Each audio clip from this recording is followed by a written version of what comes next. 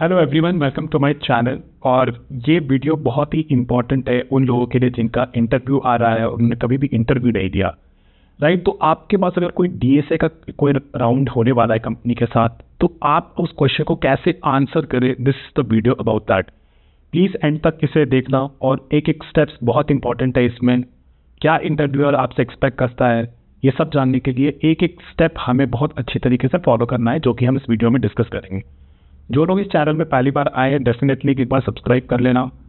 मैं data structures और leet code के अलावा बहुत सारे वीडियोस डाल चुका हूं और बहुत सारे वीडियोस आने वाले हैं, तो just subscribe and press the bell notification ताकि आप कोई भी वीडियो मिस ना करें।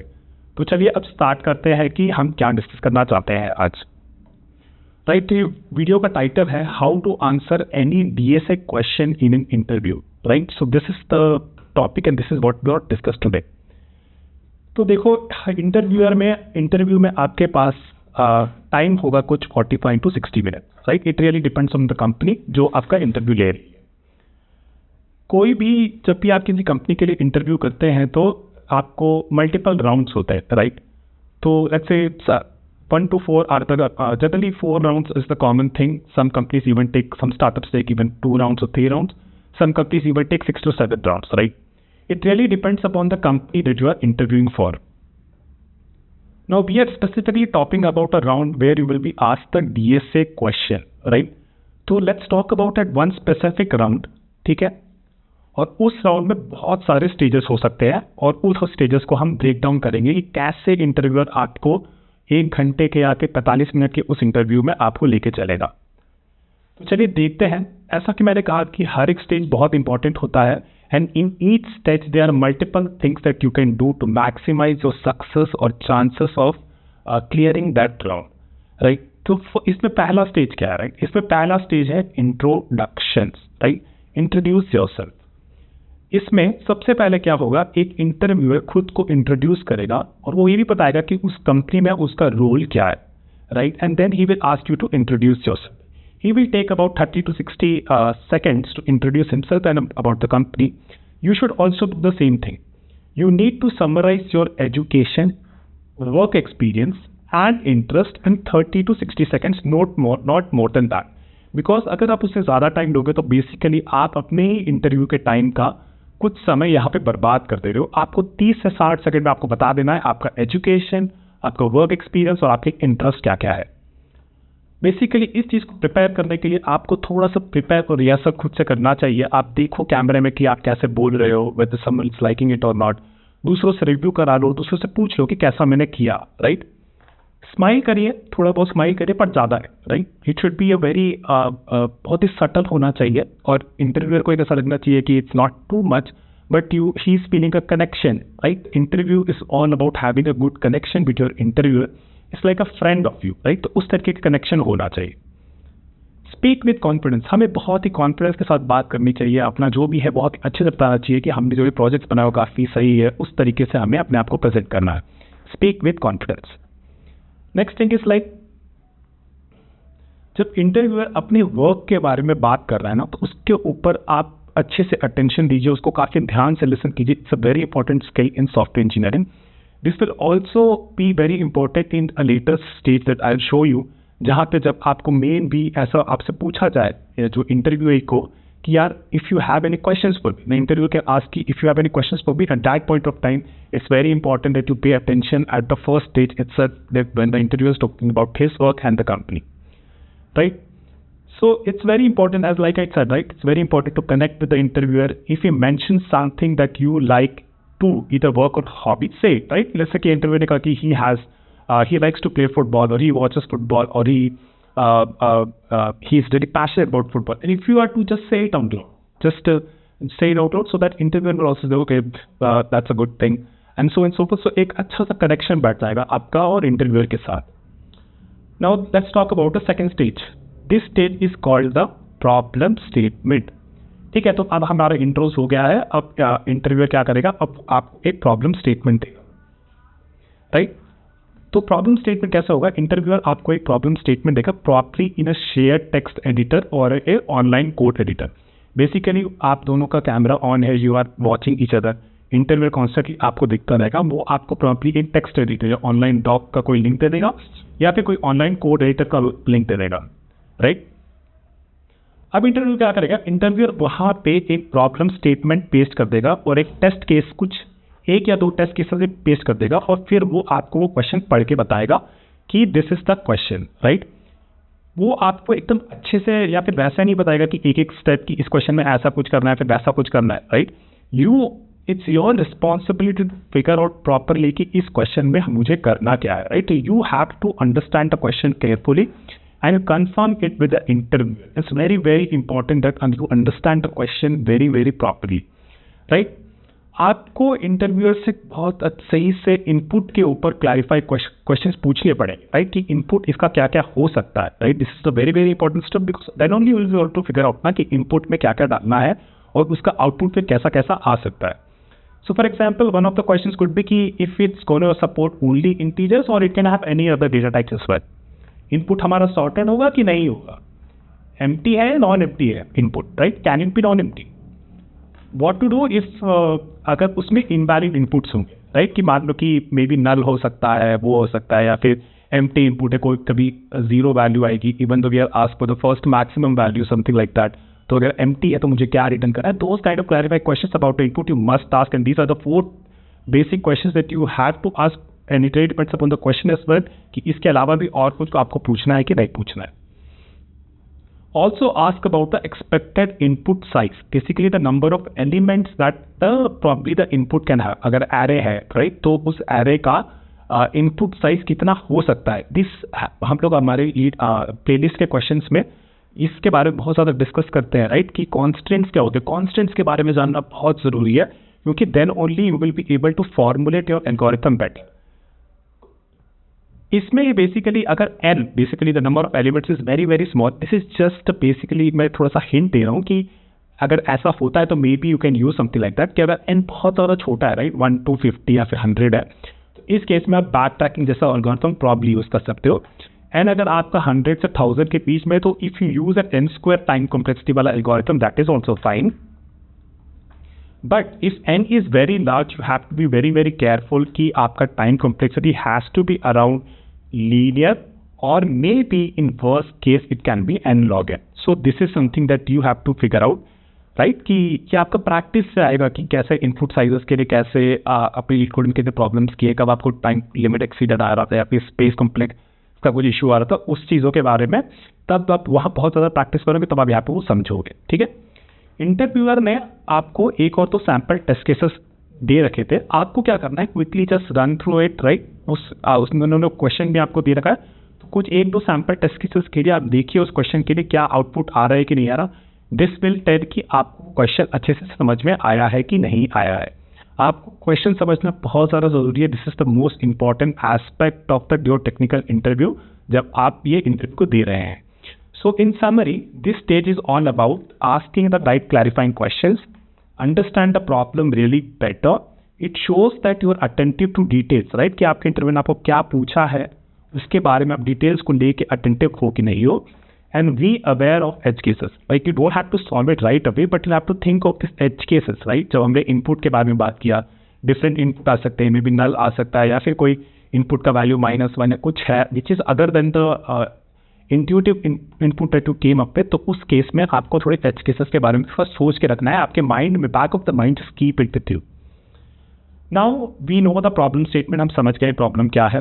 अब हम क्या करेंगे, अब हमें बेसिकली स्टार्ट करना है brainstorming the data structures and the algorithms, right. So this step is about figuring out what data structure और algorithm I can use for this problem.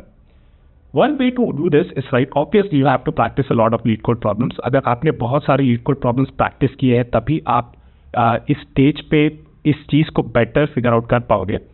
One way to do this is like break the problem down, right, कि maybe मैं start करूँ इसको sort करके and then after sorting it maybe I have to find the third maximum value or something or maybe something else, right? So basically आपको problem को तोड़ना है और हर एक छोटे छोटे problem में उसमें कोई pattern ढूंढना है कि मे बी DFS यूज हो सकता है, BFS यूज हो सकता है, मे बी ये एक मैप बना के मैं हैश टेबल से यूज कर सकता हूँ। तो ये पैटर्न की प्रॉब्लम को तोड़ो और उसमें वो पैटर्न को ढूंढने की कोशिश करो। Break the problem down and try to find patterns that you know right? Obviously, if you don't know the pattern, it will be very difficult to come up with that, but you have to sort of understand that if I know those patterns, the patterns I know, can some of those patterns may be used in this problem?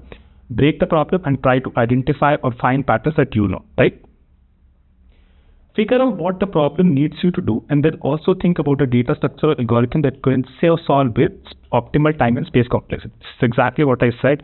आपको definitely पता होना चाहिए कि आपका problem क्या चाह रहा है आपसे, और आपको डेटा स्ट्रक्चर एल्गोरिथम, कौन सा डेटा स्ट्रक्चर एल्गोरिथम मैं यूज़ कर सकता हूँ इसको ऑप्टिमल टाइम और स्पेस कॉम्प्लेक्सिटी का में सॉल्व करने के लिए मैं कौन सा एल्गोरिथम यूज़ कर सकता हूँ. Think about it. थोड़ा सा 1-2 minute low. You can tell it to an interviewer that I need 30 seconds to just think about these data structures in my mind just to come up with it, right? You can take a small 30-second to 1 minute time and then tell it to me that, okay, I'm just thinking about it, and then I'll just let you know, okay? It is okay to say that.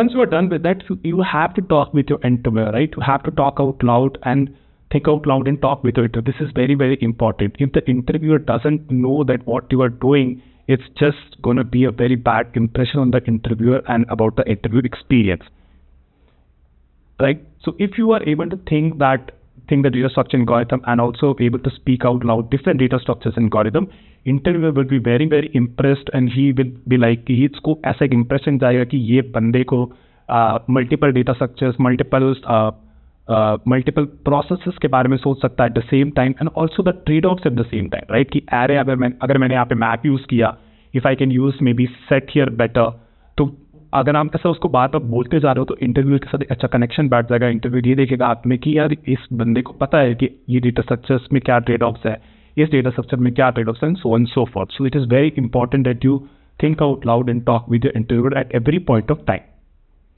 For example, हमने एक problem किया था, right? Maximum consecutive ones two in our array playlist about the sliding window, right? If you know the sliding window algorithm, then maybe you can just talk about it in more verbal way, that maybe, yeah, I can use the sliding window approach here, and that I'm thinking maybe you can talk it like this, like, I'm thinking maybe a sliding window approach could be better here, because in sliding window, each window that I'm talking about can tell me the range of ones that I get at different point of time. So I think sliding window is good approach. And whenever the state is sort of invalid after extending my right window, right? So if it is invalid, then probably I have to contract it from the back, from the left side, and so on and so forth. So be very vocal about it, right? So this will be kind of like, even if you are wrong about this, the interviewer will really, really like your thought process, that you are constantly thinking about different approaches. You are very vocal about the thought process that you have right now, and all of this thing. And how can you get this kit? Definitely practice lead code problems and practice with me in a playlist that I'm posting every day, right? This is great. Actually, इसका एक बहुत ही मैंने एक note में लिखा था that there's another unsaid advantage to this, and this is basically, obviously, interviewer will know that what you are thinking, interviewer will know your thought process, interviewer will know your decision making. तो वो basically आपको ना hint और आपको guide कर पाएगा कि आप राइट डायरेक्शन में कैसे चले, राइट? तो this is I would like to say that this is an unsaid advantage to this when you are talking out loud and thinking about your process with the interviewer, right? Now you have decided on the data structure or the algorithm I have talked about with your interviewer, that okay, I am going to use this one. Now what you have to do, you have to think of the rough steps for your algorithm. कि मैं थोड़ा एक rough में एक बार लिख लेता हूँ कि ऐसा कुछ चलेगा, तो आप उसका एक रफ स्टेप्स लिख लो. कोड करना straight up, don't jump to coding, just before that write some rough steps. आप अपने इंटरव्यू को एक्सप्लेन करो कि ये सारे स्टेप्स मैं फॉलो करूंगा, and make sure that he sees it through and gives you a thumbs up, or maybe gives you a hint probably that if you are entirely wrong about it, right? So it's very important to communicate about the rough steps before you start coding to the interviewer, and whether he agrees it or not, or maybe gives you a subtle hint of something, maybe changing the algorithm to something else. So it's very important that you do a rough sketch of your data structure algorithm before you start coding it, and take the thumbs up from the interviewer, right? It's very important, like I said multiple times, that it's very important that we always welcome the interviewer's suggestions, right? The important thing is that, see, he is about asking the question ना, तो उसको तो पता ही है कि इस solution का optimal answer क्या है. He knows the optimal answer to the problem. Basically, अगर वो आपको hint दे रहा है, hint दे रहा है, इसका मतलब है कि वो ऐसा देख रहा है कि आप काफ़ी हार्ड वर्क कर रहे हो, बट आप शायद सही दिशा में नहीं हो तो may be after giving one hint और to you might move in the right direction, right? So it's very important when he's giving you a hint, you have to welcome the interviewer's ka suggestion. So don't be very like rigid as such. Be flexible and work with the ideas that interviewer shares with you. जब interviewer आपको suggestion दे रहा है, different ideas दे रहा है about may be a different status of algorithm, be very flexible about it. And the only way you can be flexible about it if you have worked on a lot of problems with me on my playlist or maybe on LeetCode or from different places as also. So it's very important that you be flexible to multiple suggestions from the interview as well. It will show that कि ये बंदे में काफ़ी चीज़ों के बारे में multitasking भी कर सकता है और those kind of things. It will give a good impression on the interviewer about you as a person. Okay, so now we have done a lot of things. We have understood the problem. We have come up with a rough understanding of the data structuring algorithm we want to implement for that problem. Now what, right? It's time to write code, right? It's time to write code. While coding, what steps should you follow with your interviewer, right? अगर मान लो कि आपको इस problem में problem sort करना है, right, तो it's a good time to ask your interviewer if you want me to right the sort algorithm और आई कैन जस्ट अस्यूम कि मैं प्रॉब्लम कलेक्शन से कोई लाइब्रेरी का सॉर्ट फंक्शन यूज कर सकता हूँ कि नहीं. Make sure the interviewer is fine with it, right. It's very important, right. अगर आपको मान लो कि ऐसा क्वेश्चन था जिसमें बस सॉर्ट ही करना था, if you say if I write just arrays dot sort, it's not cool, right? We have to implement the sort algorithm. That's why interviewers asked it. So it's important that you ask with the interviewer whether he's okay with it when using a certain collections ka function in Java or maybe some function from collections in Python if you're using Python and so on and so forth.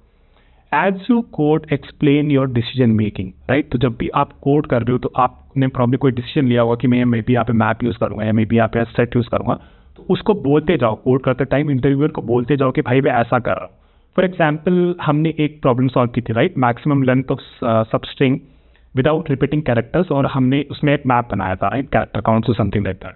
तो आपको ये बताना पड़ेगा कि भाई interviewer को sign पर code करते टाइम कि मैं एक कैरेक्टर काउंट्स का मैप बनाऊंगा and I am doing it because I want to store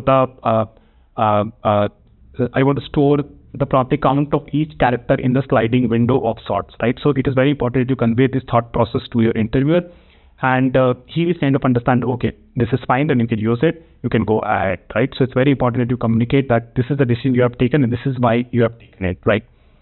Write clean code. It's very important that you write clean code. हर जगह अगर आपने I, J वेरिएबल यूज कर रखा है तो it's not cool. It really depends upon the programming languages पर कि वो कैसे कोडिंग कन्वेंशंस फॉलो करता है, कैसा स्टाइल गाइड फॉलो करता है. There are multiple online docs available for different style guides. मैंने यहाँ पे एक URL डाल रखा है, आप इस URL पे जाके मल्टीपल प्रोग्रामिंग लैंग्वेजेस के स्टाइल गाइड्स पढ़ सकते हो.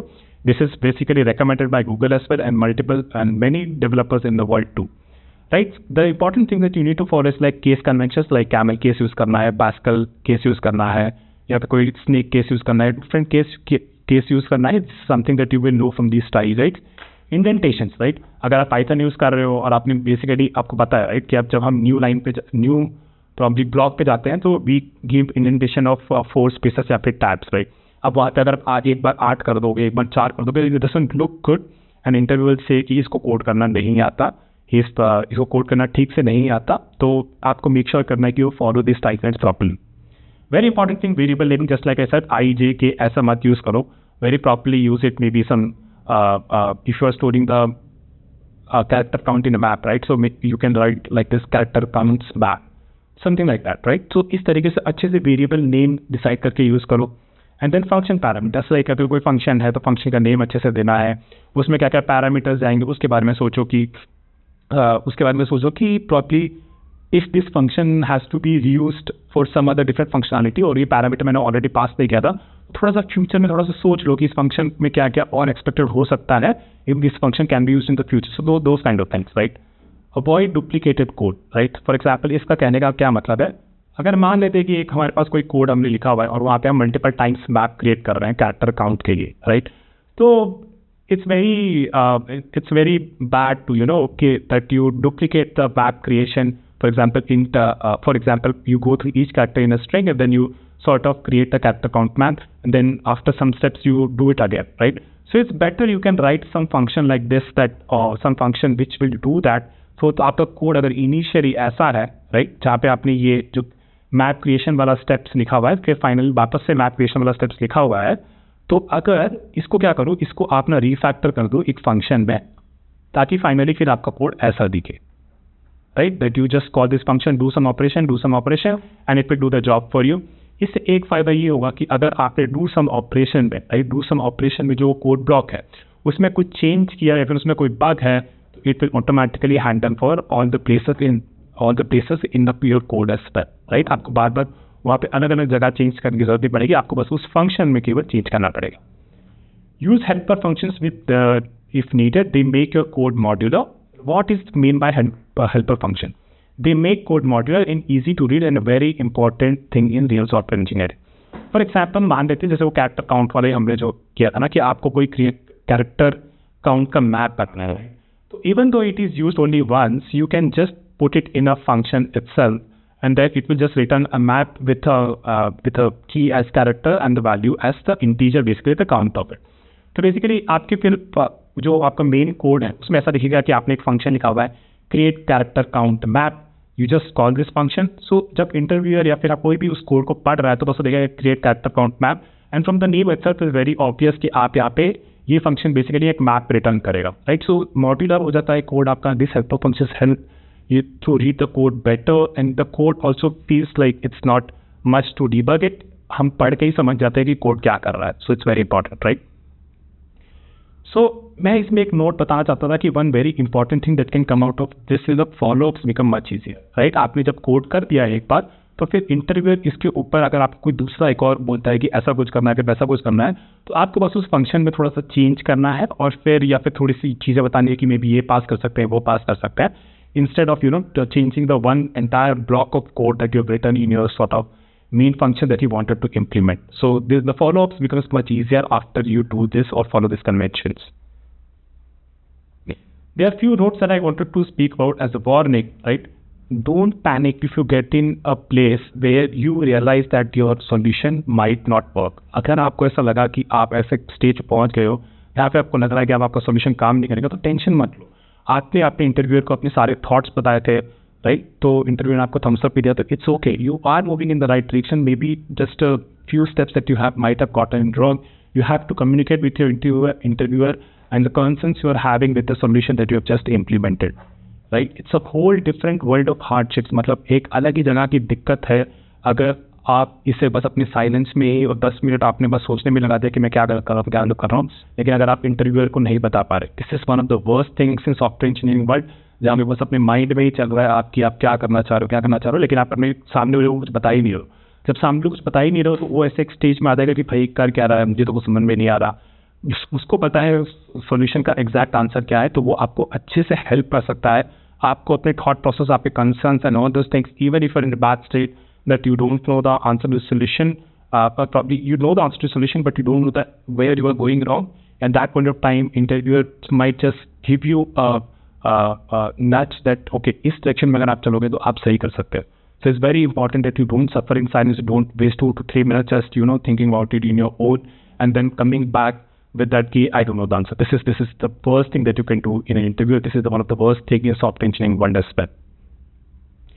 One of the strategies that I really like to do in interview when I do, and when I expect from others as well, that if there's time constraint, is that we should at least be able to implement a brute force solution, right? जब आप कोई problem को देखते हो तो even though in the worst case you are just able to sort कि भाई ऐसा करके हम इसको बना सकते हैं, but it will be a very bad time complexity.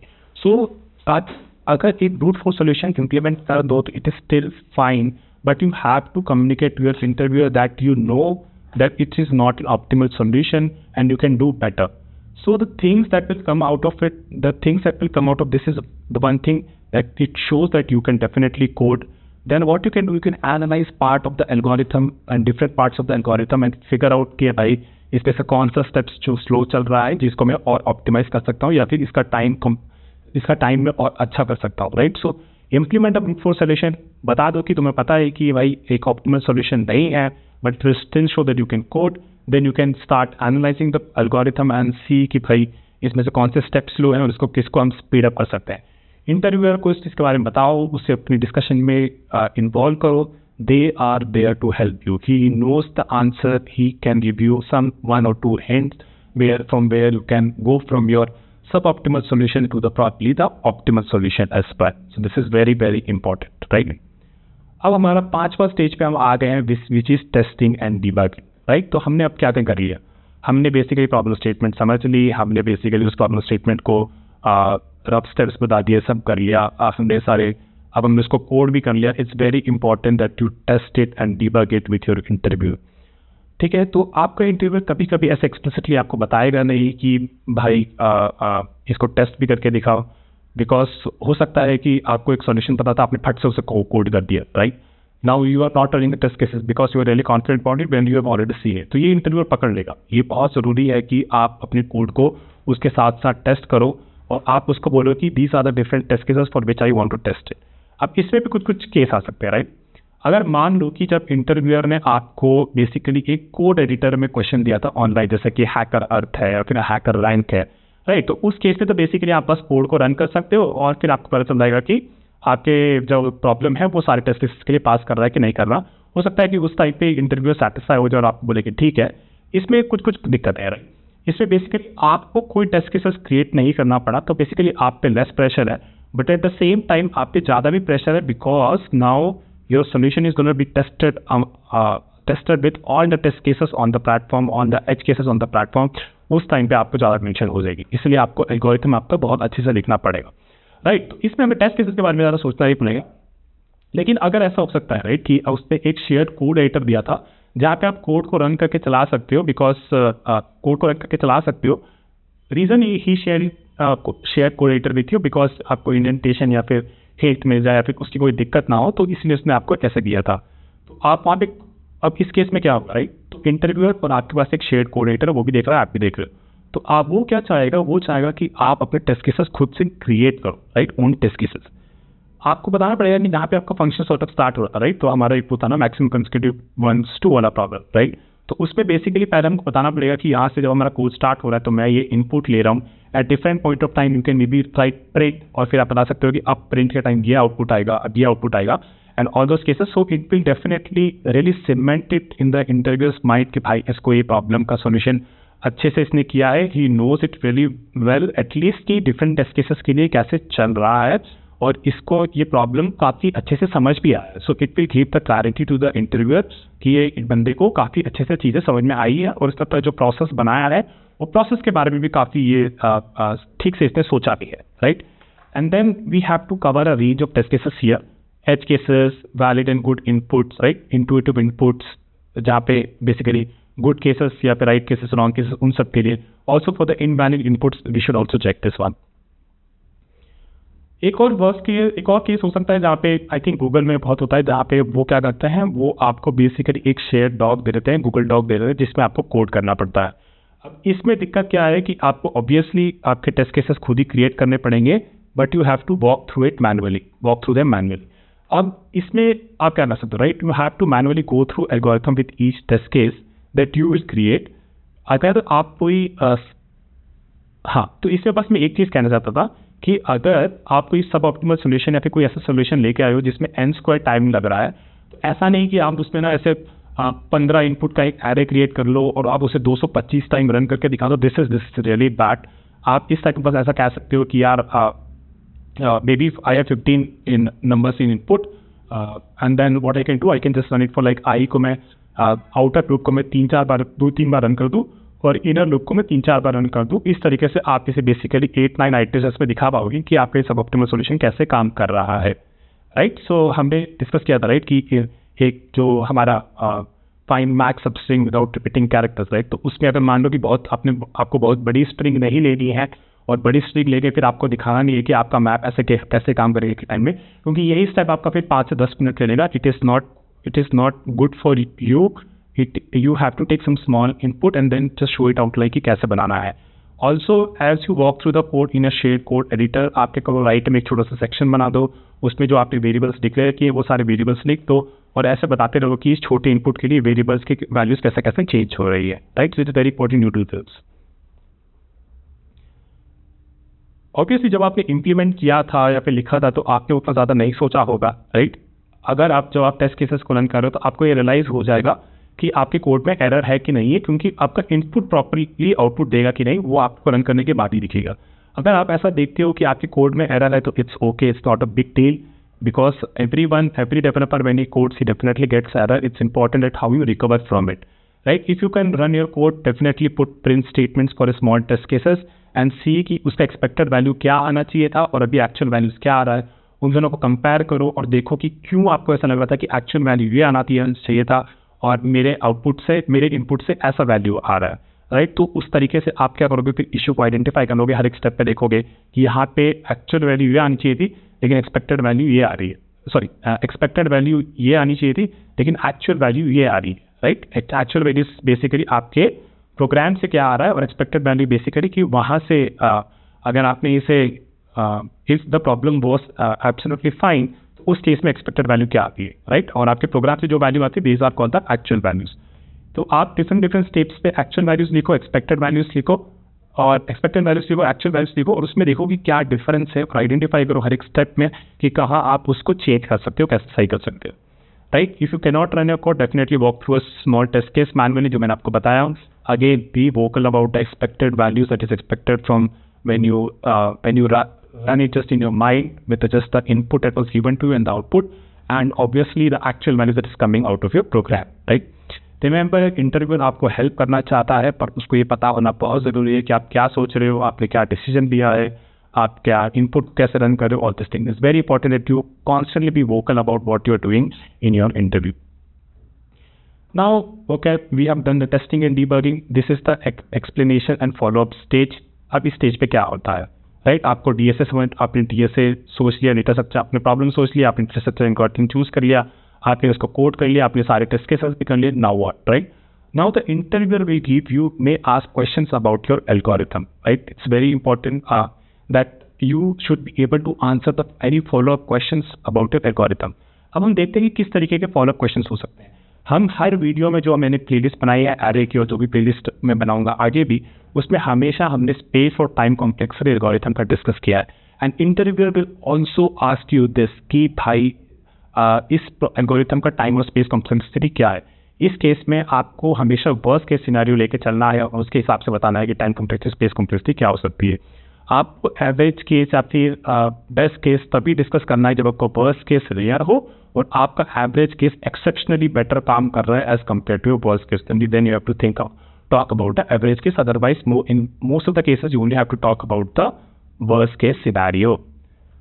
Interviewer आपको पूछेगा कि why did you choose a map here? Why can't a set will work, right? So it's very important that you, when you choose a data structure or choose an algorithm or choose a lab loop, you should be very clear about the thought process. And then if he asks you like maybe a set could have been better, then you should definitely revisit and just analyze it and then say, okay, ठीक है, इसको हम लोग set भी कर सकते थे, इसको हम लोग ये भी कर सकते थे, it could have been better. और मे बी अगर आपको लगता है कि मैप ही बेस्ट था क्योंकि काउंट हमें मेंटेन करना था, तो आप वो भी बता सकते हो कि मैप मैंने इसीलिए दिया क्योंकि otherwise I wouldn't been able to store account. तो your choice of algorithm, choice of data, choice of loop, you should be able to explore your thought process very properly about your decision making when you choose something like that, right? Now interviewer आपको पूछेगा कि क्या ये algorithm को हम better कर सकते हैं in terms of time and space complexity. The only way, अगर आपने बहुत सारे प्रॉब्लम सॉल्व किए हैं, मेरे साथ ये प्लेलिस्ट में जो बना रहा हूँ उसमें ज़्यादा प्रॉब्लम सॉल्व किए हैं, then only you will be able to understand this thing, या फिर अपना खुद का एक डेटा स्ट्रक्चर एल्गोरिथम बना पाओगे कि हाँ इसको और बेटर कर सकते थे, किस एस्पेक्ट में बेटर कर सकते थे, कहाँ पे बेटर कर सकते थे, ऑल दोज थिंग। अगर इंटरव्यूअर ने आपको जनरली ये क्वेश्चन पूछा है ना, तो इसका आंसर जनरली यस है, क्योंकि as I said, right, he knows the most optimal answer to you the question it is asked, right? उसको ये पता है। आपको इस टाइम पे बेसिकली उनके थॉट्स को वेलकम करना है। You should not be very rigid and strong about your algorithm. It's okay to be wrong, but it's not okay not to welcome other suggestion. दूसरों के सजेशन अगर आप वेलकम नहीं करते हो तो it's not a good trait of a software engineer, it's a very bad trait of a software engineer. And people just take it like कि भाई ये बंदा अपने आप ही बस काम करना चाहता है, दूसरों के साथ उतना शेयर नहीं करता, फिर वैसे नहीं करता, राइट? तो इट्स वेरी इंपॉर्टेंट दैट अगर इंटरव्यू ने आपको ऐसा क्वेश्चन पूछा है तो आप उनके साथ काम करिए, उस टाइम पे वर्क करिए कि okay maybe here we can improve it, here we can improve it, but don't just straight away say it कि नहीं इसको इम्प्रूव नहीं कर सकते। That's a very very bad thing to do, right? And like I said, that's a very important aspect in software engineering too. So okay we have done this, अब क्या हो सकता है, राइट? अगर टाइम अभी बहुत लेस है, it is very very less than 45 minutes, may be आपने कोई प्रॉब्लम अच्छे से पता था, आपने काफ़ी जल्दी एक्सप्लेन कर दिया, एंड 20 मिनट्स और 25 मिनट्स में आपने ये प्रॉब्लम को सॉल्व कर दी। तो अब क्या हो सकता है? अब ये हो सकता है कि इंटरव्यू आपको एक और क्वेश्चन पूछ ले। तो again it will start from the step 2 where we started with the problem statement, thinking of the data structures and algorithms, and then testing and debugging, and before that implementation, and before that multiple things, right? So again start from the step 2, remember all the stages that we have discussed, और basically आपको ये पूछा सकता है कि इसी question पे बहुत सारे फॉलोअप्स पूछे जा सकता है कि follow-ups on the question that he has asked just right now. तो अब हो सकता है मे बी अगर मैं ऐसे कॉन्सेप्ट्स लगा देता है, फिर वैसे कॉन्सेप्ट्स लगा देता है, तो आप इसे कैसे करते हैं, राइट? कि इसका अगर स्पेस कॉम्प्लेक्सिटी इम्प्रूव करनी है, फिर टाइम कॉम्प्लेक्सिटी और इम्प्रूव करनी है, तो इस टाइप पे आप इसको कैसे करते? It could be anything, it could be many things about the problem that he asked, it can be multiple follow-ups, this time is very very less than 45 minutes, right? So this is the time when he, and definitely if you have written your code better, even though it is even though the code was difficult and you just wrote it, you can definitely write it still better after following the conventions, better code, clean code and all those stuff. फिर उसके बाद वो follow-ups का answer करना और आसान हो जाएगा। तो it's very important that you write your code clean and then the followups becomes much easier, right? So this is about that. Okay, so basically generally एक हमने देखा कि this is now the 7th stage, this called outro. जैसे कि ऐसा सोचो ना कि आपका जब 45 से 60 मिनट का एक इंटरव्यू होता है, तो इंटरव्यू क्या करता है? इंटरव्यू बोलता है कि मैं इंटरव्यू 45 मिनट्स के लिए लूँगा, then I will keep the 5 minutes rest at the end, right? और या फिर मैं 60 मिनट्स का लूँगा, लेकिन 60 मिनट्स में just 5 minutes before 55 minutes I'll close the interview and I'll keep the 5 minutes for the outro thing if you have any questions on all those things. और may be 60 minutes के बाद हम लोग 5 minute का buffer रख लेंगे और उसमें ये सारी चीज़ें पूछ लेंगे। This is the case where the now it's your job to ask the right questions to your interviewer. Now basically let's discuss what this stage is outro. Then with anything, now what? The interviewer will generally enter interview 5 minutes before the schedule time like we discussed, और या फिर वो 5 minute का एक buffer ले लेगा to ask questions, for you to ask questions to the interviewer or around the company. It's very important to take this time to, ask correct questions, ask questions around the company, ask about the work and all the stuff about culture and other things. इस time पे आपको ये कोशिश करनी चाहिए कि आप company को अच्छे से देखें एंड सी इफ यू आप कंपनी को अच्छे से समझें, उस इंटरव्यूअर के जॉब के बारे में। Maybe you can ask one of the questions, maybe ask about the company's culture and see कि आपको इस कंपनी में काम करना भी है कि नहीं करना है। अगर आप may be AI, machine learning या फिर उस पर कुछ कम काम करना चाहते हो और वो company is just doing a very basic thing, maybe doesn't use AI machine learning, you are interested in AI machine learning, तो बेसिकली आप ये देख पाओगे कि this company doesn't align with my interest and maybe you don't have to tell it to the interviewer right away, but you can make a decision later on. But ये सब चीज़ें आपको तभी पता चलेगी जब इंटरव्यू को सही क्वेश्चंस पूछो। तो एक सम सैम्पल क्वेश्चंस मैंने यहाँ पे आपके लिए प्रिपेयर किए जो आप पूछ सकते हो। तो आप बेसिकली इंटरव्यू पूछ सकते हो, what does an every day look like for you, what does an average day look like for you, like what do you do in a day. So interview में भी ऐसा बता सकता है कि मैं probably I log in around 9 AM, then I take I start going through the mails and everything. तो basically वो अपने एवरेज डे बताएगा कि इस कंपनी में उसका एवरेज डे कैसा दिखता है। फिर आप इंटरव्यू को पूछ सकते हो, maybe what do like about this company and why didn't you join somewhere else, या maybe why are not even negative, but basically why do you like this company the most। इस तरीके से आप एक question पूछ सकते हो, तो बताएगा कि मे बी इनका कल्चर बहुत अच्छा है, I am learning in a very good pace, मेरी ग्रोथ काफ़ी अच्छी हो रही है, I feel my manager and we are very professional about the work we do and we do it in very good thing environment and all those stuff. So basically ये सब चीज़ आप पूछ सकते हैं। Then you can use to ask like what is the favorite thing about the job and then the least favorite about it, right? So maybe इस time पे interview ऐसा बोल सकता है कि the favorite thing about the job is obviously the career growth and the least favorite about it is that they don't offer lunch, maybe something like that, right? What kind of work can I expect to start में। Basically अभी आपको पूछना है कि अपने बारे के लिए या फिर एक न्यू ज्वाइनिंग के लिए कि वो कैसे काम पे वो जब कंपनी को ज्वाइन करेगा तो किस तरीके का काम कर सकता है। स्टार्ट से ही क्या उसको सीधा डाल दिया जाएगा, would there be any boot camp or something that he can learn and how does कि कैसे हम और टाइम अपने दूसरी चीज़ों के लिए भी हमें मिलता है कि नहीं मिलता, the work life balance is good और नॉट, और if I join then what kind of work I can expect to work on, कि क्या मैं AI मशीन लर्निंग पे काम कर सकता हूँ या नहीं कर सकता हूँ, या फिर अगर मैं अभी इस पे काम कर रहा हूँ तो क्या लेटर ऑन मैं इस पे काम कर सकता हूँ नहीं कर सकता हूँ, इस सब चीज़ों के बारे में आप बेसिकली पूछ सकते हैं. What does the onboarding experience look like? So this is a very normal question that you can ask to an interviewer. If a new joinee comes in, when you joined this company, what was your onboarding experience? Did you feel welcome at the first time? Did you were you able to get all the resources and stuff? Do you kind of get what to the company at that point of time? Everything about it, right? So these are the few sample questions that I've written. Obviously, जैसे बड़ी companies होती है, Google है, Microsoft है, Facebook है, right, इन companies के खुद के ब्लॉग्स होते हैं. तो बेसिकली आप जब भी किसी ऐसी कंपनी में इंटरव्यू दे रहे हो, even startups also have this blogs, right, ऐसी कंपनीज पे इंटरव्यू दे रहे हो तो it's a good idea to go through their website before and prepare a list of questions beforehand. ये दिखाएगा कि भाई आप जेन्युइनली इंटरेस्टेड हो कंपनी में, and you will also know that why the company has this vision and why they functions in a certain way. So it's very important that you prepare a few things around the company before giving the interview, right? It gives you, it kind of gives the vibe, right? कि यार आप genuinely interested हो and you're not like just practicing your interview with me and so forth, right? So these are good things. ये वहाँ पे मैंने कुछ ऐसी चीज़ें लिखी हैं जो बिहेवियर काइंड ऑफ थिंग्स जो आप इंटरव्यू के टाइम कर सकते हो. Basically show interest at all time, हमेशा एक इंटरेस्ट दिखाओ, एक ईगरनेस टू लर्न, ऐसी वाइब दो इंटरव्यूअर को. This kind of things goes a long way, right. Keep smile, her time पे से मतलब थोड़ा सा हंसते रहो, एक कनेक्शन बैठता है आपके इंटरव्यू के साथ. Listen well, this is a very important skill at the time when you're interviewing, because when you listen well you can ask the questions properly after that, and at very time this will also help you know the company better.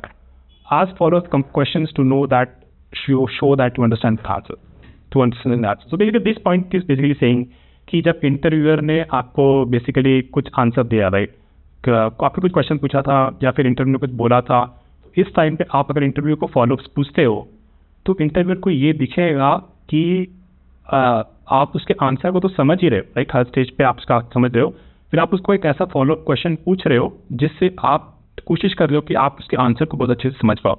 So these kind of things very important.